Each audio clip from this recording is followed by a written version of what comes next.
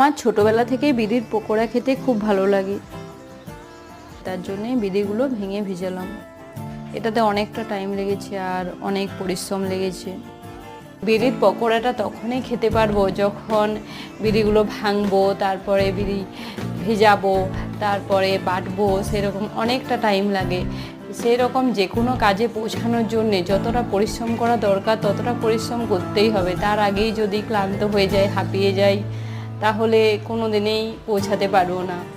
তার জন্যে আমাদেরকে পরিশ্রম করতেই হবে, তাহলেই আমরা সাফল্যের শিখরে পৌঁছাতে পারবো।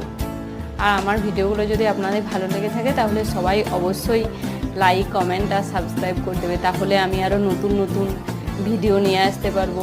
আর তোমাদের কী ধরনের ভিডিও পছন্দ, ডেলি ভ্লগ নাকি মোটিভেশনাল ভিডিও, সেগুলোও তোমরা সবাই কমেন্ট করে জানাবে, তাহলে আমি বানাবো।